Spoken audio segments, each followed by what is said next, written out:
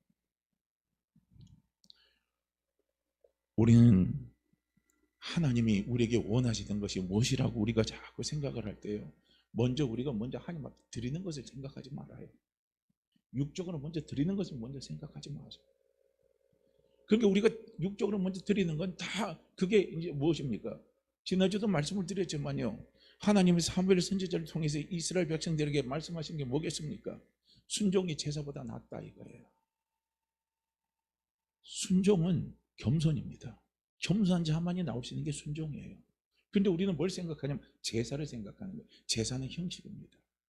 외형이에요. 제사만 드리면 다 해결되지. 근데 문제는 뭡니까? 제사는 드렸는데, 예배는 드렸는데 해결이 안 돼요. 예배의 최고의 절정은 무엇이냐? 순종이 나와야 된다는 거예요. 할렐루야. 그러니까 오늘도 우리는 예배를 통해서 어떤 은혜가 와야 되냐면 내 생각이 깨지는 은혜가 와야 돼요. 오늘도 우리는 이 말씀을 들으면서 이 어려움을 극복해 가는데 나는 지금 꼴똘하게 근심하고 와요. 나는 지금 이 어려움 속에 내가 어떻게 살아가야 되는가? 나는 근심하고 왔어요. 그런데 오늘 예배를 통해서 하나님의 말씀을 들을 때 우리의 생각이 깨지는 역사가 일어나면요, 회복 역사가 나타나는 거예요. 순종에 나오는 거예요. 순종하면요, 길은 열리게 돼 있어요. 순종하면 놀라운 변화의 역사가 나타나게 되어 있습니다. 그래서 우리는 하나님이 원하시는 것이 열심히 충성하는 거다, 봉사하는 거다. 그렇지만요, 이것들보다 더 먼저 해야 될 것이 무엇이냐면 겸손의 훈련입니다. 겸손의 훈련이에요. 하나님 앞에 우리 자신을 부인하는 훈련, 하나님 앞에 우리 자신을 죽이는 훈련입니다. 그러니까 사도 바울도 그런 고백을 하잖아요. 어떤 고백을 하냐? 고린도서 15장 32절 말씀에 보면 나는 날마다 죽노라 이거예요. 나는 날마다 죽습니다. 나는 날마다 죽습니다. 이런 표현을요, 사도 바울은 한 번만 표현한 게 아니에요. 또 고린도전서 9장 27절 말씀에 보면 사도 바울은 고린도 교회 성도들에게 또 이야기하는 거예요. 뭐라고 합니까? 나는 내 스스로 늘 복종한다는 거예요. 나는 스스로 복종하는 훈련을 한다는 거예요. 이게 죽이는 훈련입니다. 이게 자기 부인이에요. 그러니까 겸손이라는 것은 하나님 앞에 자기를 부인하는 겁니다. 이게 겸손이에요. 그러니까 사도 바울은 이 겸손의 삶, 이 겸손의 훈련을요, 그가 주님 앞에 가는 그날까지 이 훈련과 이 삶을 사도 바울은 살았다는 겁니다.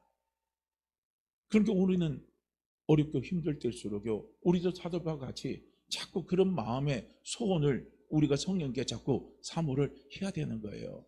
하나님, 오늘도 하나님의 말씀 앞에 제 스스로를 쳐서 복종할 수 있게 도와주시옵소서. 오늘도 하나님의 말씀 앞에 제 생각에 날마다 죽어지는 역사가 일어나게 하옵소서. 나는 죽고 말씀이 살아나게 하옵소서. 나는 죽고 성령이 살아나게 하옵소서. 나는 죽고 하나님만이 살아나게 하옵소서. 하나님 그래야만이 뭡니까? 내가 살 수 있습니다. 하나님 그래야만이 제가 살 수 있습니다고요. 우리는 그런 간절한요, 우리 믿음의 고백을 가지고 우리가 하나님 앞에 겸손의 훈련을 해나갈 수 있어야 된다는 겁니다. 왜냐하면 사도 바울도요, 이런 고백이 처음부터 나온 것 같아요? 저는 그러질 않습니다. 사도 바울도 목회사역 하다가 또 사람과의 관계를 부딪히면서 보다 보니까요, 자기 한계를 부딪히는 거예요. 환경적으로 부딪히는 게 있고 사람과의 관계 속에서 부딪히는 것도 있고요. 이런 여러 가지 부딪히는 관계 속에서 자기가 어려움이 찾아오고 힘듦이 찾아오다 보니까 여기서 이길 수 있는 힘은 내 힘으로 안 되더라는 거예요. 내 노력으로 안 되더라는 거예요. 그래서 사도 바울은 자기가 어떻게 합니까? 날마다 내가 죽는 훈련은 성령께 자꾸 도움을 받습니다. 맡기는 훈련이죠. 이게 필요하구나. 이게 필요하구나. 이게 필요하구나 하는 것을요, 바울은 자꾸 깨닫는 겁니다. 그래서 날마다 내가 죽습니다 이거예요. 날마다 내가 죽습니다 이거예요. 근데 날마다 내가 죽는다고 결단하고 결심을 해도요, 우리는 안 죽어요. 누가 그 부분을 죽여줄 수 있느냐? 누가 그런 부분을 이끌어줄 수 있느냐? 성령님만이 이끌어줄 수 있습니다. 성령님만이 도와줄 수 있는 거예요.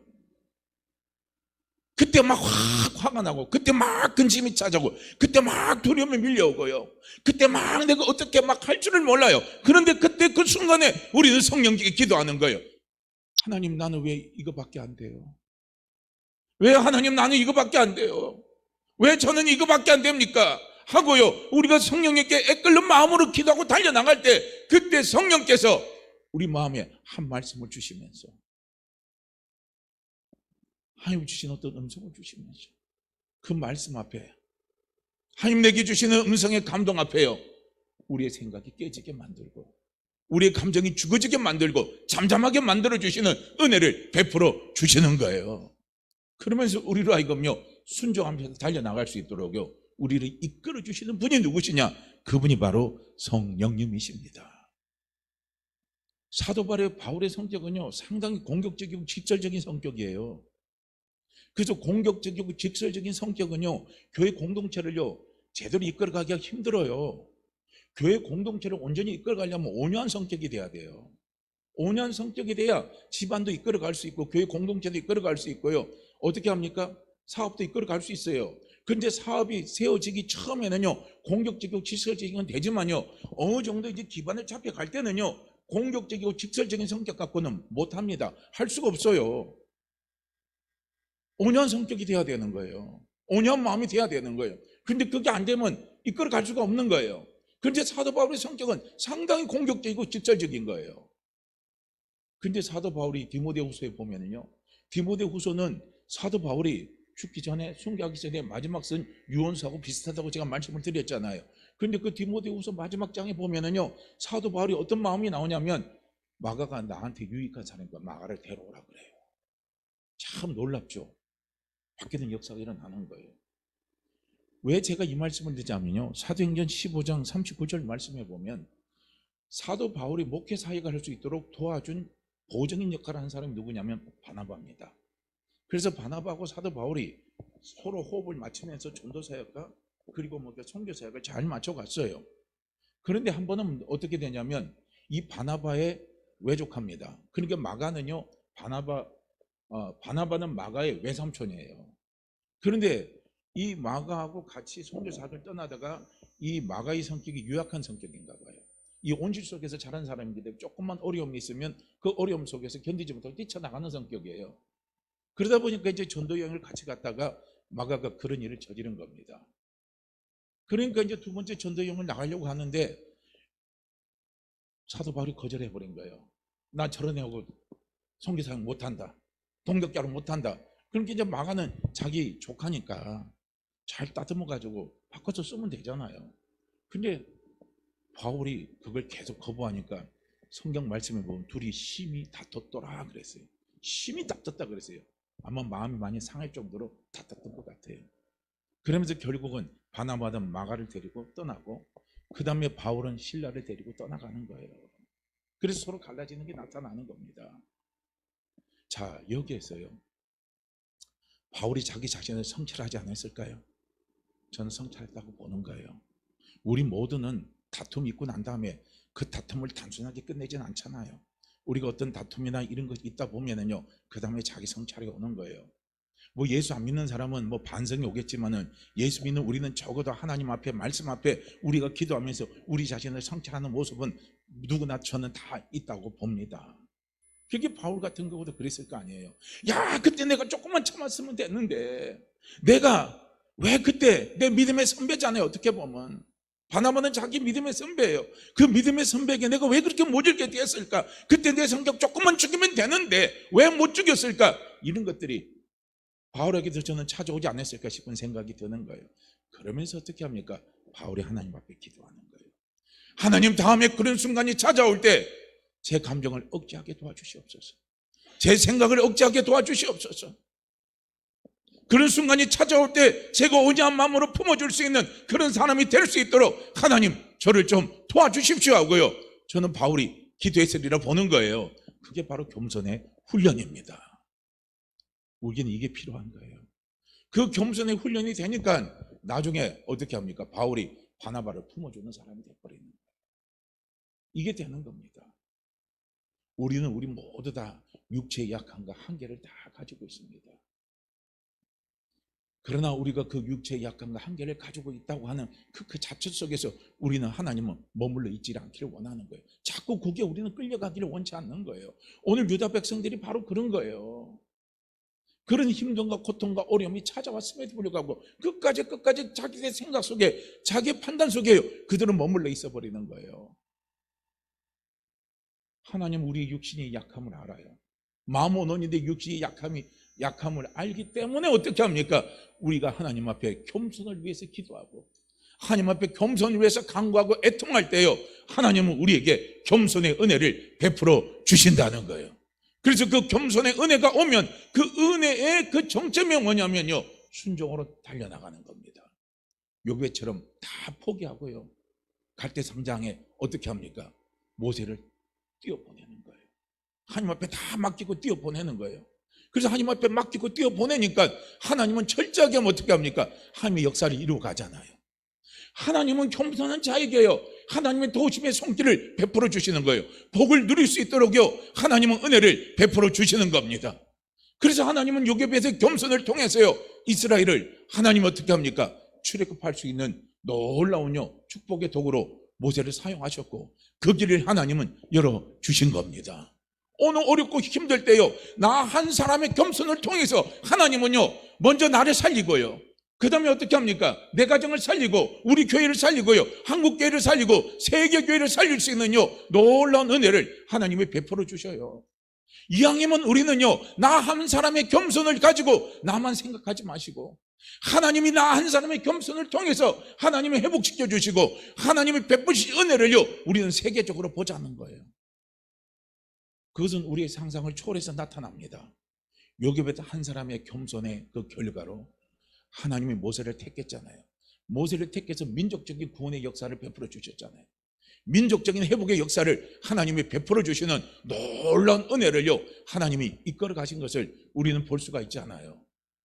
어려울 때 다 어렵다 하는 거 틀린 말 아닙니다.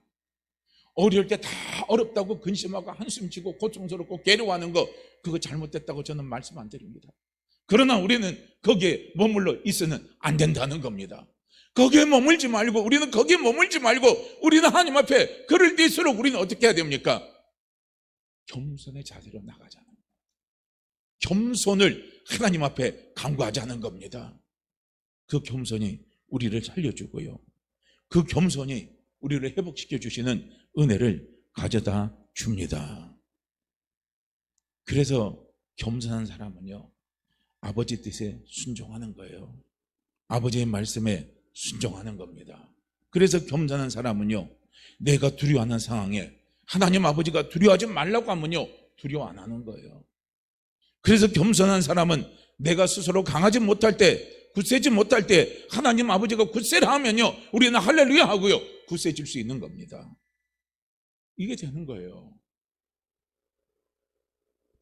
육적인 나의 모습이 절망적인 모습이라 할지라도요 하나님이 나에게 원하는 것이 무엇인가를 우리는 영적으로 살펴보면 답은 나옵니다. 어려움을 타게 나갈 수 있는 답이 나와요.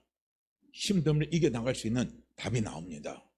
오늘 본문 속에서 하나님은 유다 백성에게 그걸 원하는데 유다 백성은 그것을 못 알아듣는 거예요.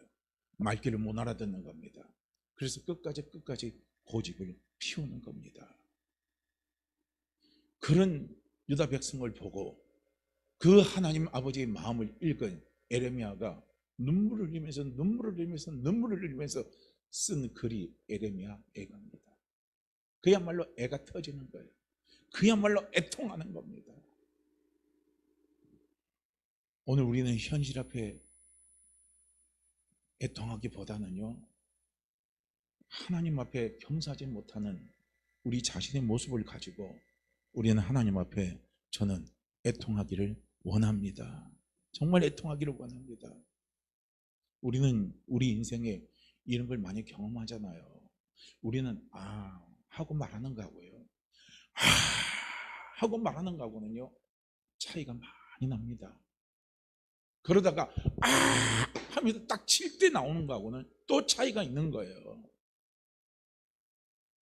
우리가 바로 이런 은혜가 저는 임하기를 원합니다. 하나님 맞습니다. 하나님 맞습니다. 정말 하나님 맞습니다. 이런 게 나와야 돼요. 하나님 말씀 앞에 우리가 이런 모습이 나와야 돼요. 이런 애통함이 우리 안에 정말 발견되는요, 깨닫는 은혜가 임해야 된다는 거예요. 그럴 때 우리는 하나님 앞에 그렇게 애통하는 마음의 심정으로요, 우리는 어떻게 합니까? 겸손을 위해서 기도하는 거예요. 정말 겸손을 위해서 기도하는 거예요. 그렇게 겸손을 위해서 기도하는 그에게요, 하나님은요 복을 내려주시는 거예요. 하나님의 축복을 그분은요 누릴 수 있는 은혜를 받을 수 있는 겁니다. 그러니까 우리 사랑하는 성도님들, 어려울 때일수록 결론적으로 해요, 반복된 말씀으로 나오지만은요, 우리가 어려울 때일수록 우리에게 필요한 게 겸손입니다. 주여, 겸손의 사람이 되게 해 주시옵소서. 정말로 겸손의 사람이 되게 하옵소서. 정말 겸손의 사람이 될 수 있도록 성령님, 어려울 때일수록요 이런 은혜가 임하기를 원합니다. 이런 은혜를 부어 주시옵소서. 우리가 함께 기도하며 이 어려움을 잘 이겨나갈 수 있는요 우리 모두가 되기를 주의 이름으로 축복합니다. 자, 우리 오늘 본문 말씀 함께 같이 읽습니다. 예레미야 예가 44장 10절 말씀입니다.